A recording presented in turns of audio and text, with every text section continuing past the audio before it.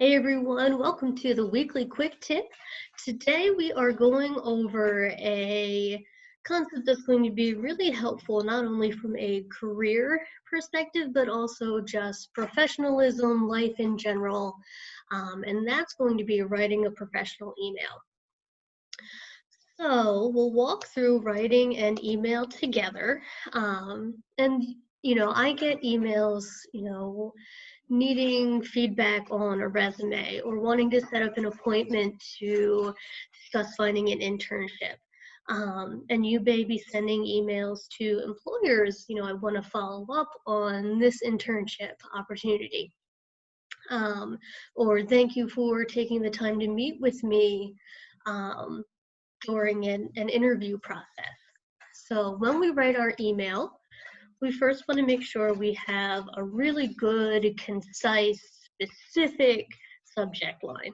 Okay, and this is where we make it very clear this is why I'm emailing you, and this is what I want to express. Okay, so it could be thank you for taking the time to interview me, or application materials for marketing internship. So it's very clear right off the bat, this is what I am submitting to you. So in this case, maybe we'll say our subject line is going to be informational interview meeting request week of October 5th. Okay, so whoever I'm sending it to is going to know right off the bat that I am requesting a meeting for an informational interview sometime during the week of October 5th. Okay, we always want to start off with a nice greeting. So, dear Dr. James, and of course, you can always say good morning or hello. Please don't start with things like hey or yo, and certainly don't just jump right into your message, okay? If you don't have a greeting and you just jump right into this is what I need, it doesn't get you off on a very positive start. And we want to make sure that we are having a positive interaction no matter what the email is. We want to make sure that we, have that professional tone to it. So always make sure we have some kind of greeting. Then we want to make sure the body of our email is very short and sweet. It was recommended to me by my professor, Dr.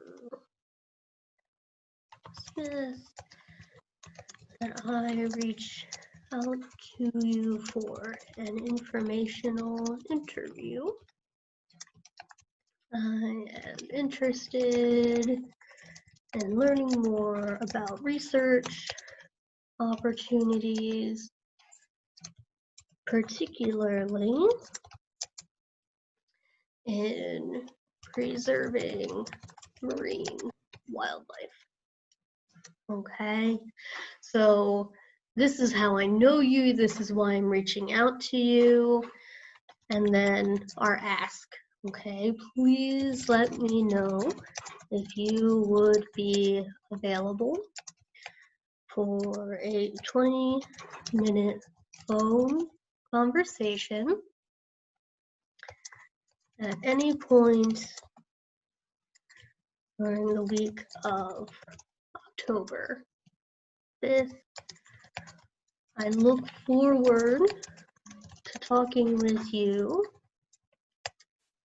about your career and research history. Okay, so again, really emphasizing this positive, I'm looking to learn from you, I'm looking to grow. There's no spelling mistakes, there's no slang, no any kind of text abbreviations or emojis. As fun as they are to use, they don't belong in a professional email. So by the same token, maybe we are reaching out to Dr. James, and we want to say thank you.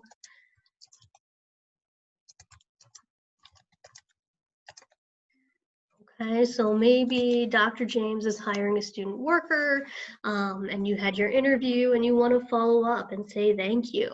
So we would have Dear Dr. James, because again, we want our friendly professional greeting.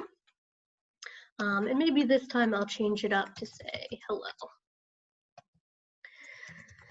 Thank you very much for taking the time to meet with me about the student worker position in your office. I really enjoyed learning about the goals you have for this opportunity, and I am certain I would be a good fit for your team. Okay, so again, very short, very sweet, concise, to the point. You know, we aren't going on paragraphs. We just want a couple sentences that are really to the point. And then I usually do a kind of wrap-up sentence, like, please feel free to contact me if you have any questions or if there's anything else I can help you with, because I want to reciprocate. You know, I appreciate you taking your time, so I want to make sure that I'm giving you my time as well. So please feel free to contact me if there is more information I can provide. Thanks again. Okay, again, no slang, no emojis, no LOL. We want to keep it very professional. There's no grammar mistakes. There's no spelling mistakes. So if you use things like Grammarly, or have, you know, your spell check turned on, that's always a good thing to double check. And just to make sure that, you know, there's nothing glaringly wrong with it.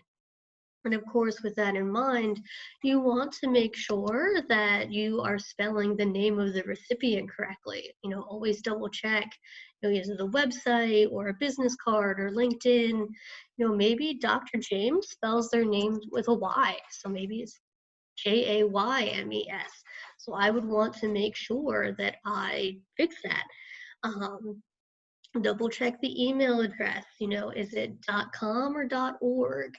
You know, you want to make sure that everything is correct and spot on, so it doesn't get stuck in spam or junk or get bounced back to you as being undeliverable. So as we're wrapping up, you know, we've made sure everything is spelled correctly, everything looks really good to go. We want to tie it up with a nice bow and send it on its way.